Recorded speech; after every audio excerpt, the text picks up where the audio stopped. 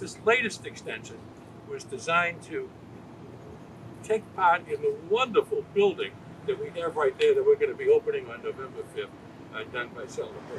Now, all of these great projects take a partnership between the city, the state, the federal government, all of the private agencies. It couldn't happen without that type of partnership. It couldn't happen without the state funding the MassWorks grant, which is what funded this. The state legislature steps up to the plate and funds this. Governor Baker, who will be here on the 5th, makes that one of his priorities. And without that money, this boardwalk wouldn't be here. So I'm going to ask someone who represents us in the legislature, has done a wonderful job, and who's been a big supporter of this project and MassWorks, Representative Andy Garvey. Like the mayor said, when we go to advocate for MassWorks on the House floor, I just show a picture of this. And I show what investment has come into our community and how this really pays for itself and pays the state back multiple times over. So I really have nothing more to add than that, than the fact that projects like this don't happen because of just one person.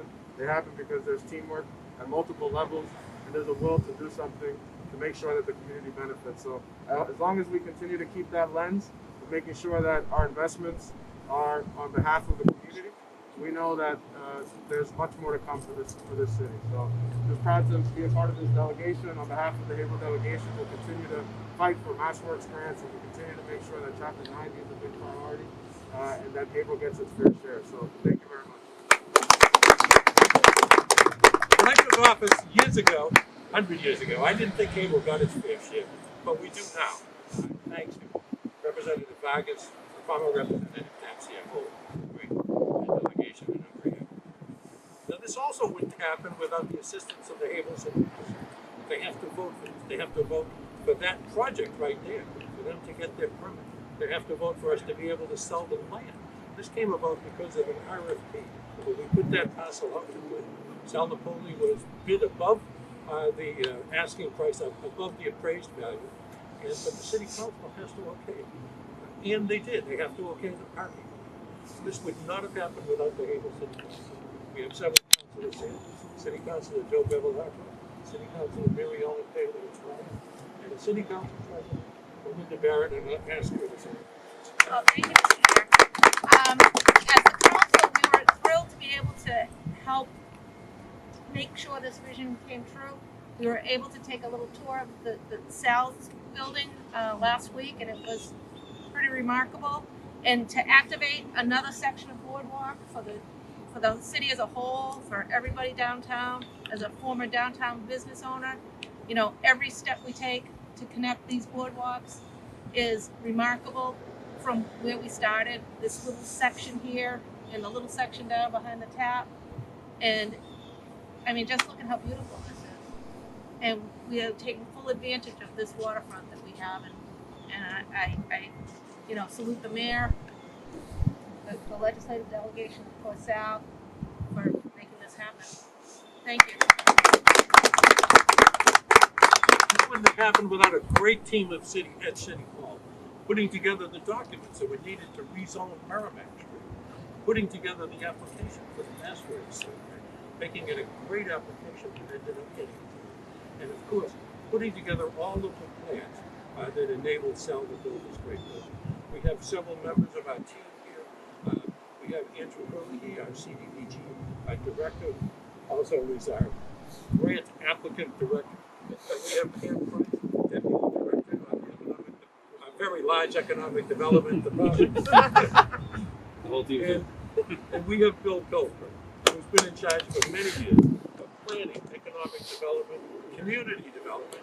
Also used to be in charge of inspectional services. He wore many hats and all of them well. And I'm going to ask Bill to say something. Thank you, Mayor. I wasn't planning on speaking, but I think it's really, you know, Council President Barrett and Rep. Vargas have said it. It takes a partnership, and I think that one of the things that I've done, seen as I've worked with the city over the years now, is that we've really got a great partnership right now, and it's time to continue to move the ball down the field. And I think we've got an opportunity coming up with our RFP and the opportunity to do some more work in the downtown and keep the momentum going. And it's the old analogy. I've never been a surfer, but they always say you got to ride the waves when they're there. And I think we've got some waves in our direction right now. And I think with the help of the city council, the delegation lined up the way we are, and your leadership, Mayor. I think we've got a great opportunity to do it. We've got a great chamber which has been helping us out, and I think it's a real team effort, and now's the time to keep moving the ball down the field. And I'm really hopeful, and this is a commercial, that we'll pass our zoning on November 10th, and I really hope that we can get that done, because that's going to help us to implement the master plan that we've just updated, and that'll help us to position ourselves for more of this, and that's really what it's all about. And lastly, I just can't say enough about Sal and his team. They've been great since the beginning of this project.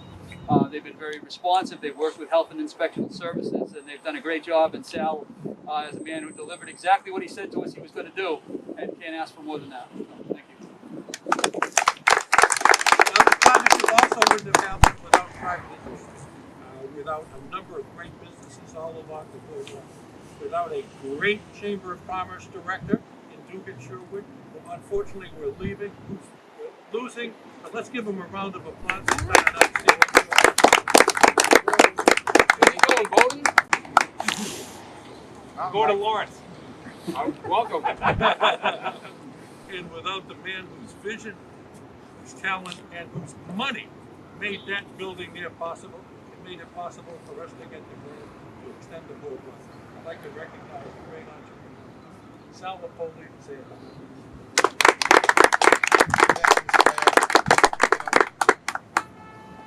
First of all, I'd just like to thank everyone for coming here today. This is a big deal. It's a big deal not only to cut the ribbon, but also on November 5th to cut the ribbon for the building itself. I just want to re-emphasize exactly what the mayor and everybody is talking about. We're so blessed as an organization to be embraced by the city of Haverhill. When you're a developer, you have opportunities to go to many cities and towns. And in the state of Massachusetts, having 351 cities and towns, building projects that change the areas like this particular project, you're very much embraced by many communities.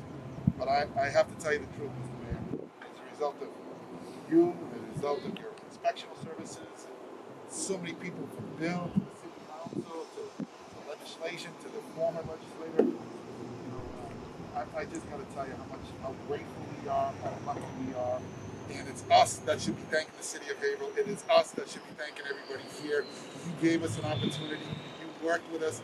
As far as I'm concerned, this mayor, this city council, and the local people of the city of Haverhill all made this possible. We just happened to be the facilitator that built a building like this. And on behalf of my organization, I'd also like to thank all the hardworking people that worked on this project. You know, Mr. Mayor, I think what's really exciting about this particular project is during COVID, during the hardest section of that time frame, we had over 130 people working on this building. And I think that's a testament to the workers. They all safeguarded themselves. They all took the precautions.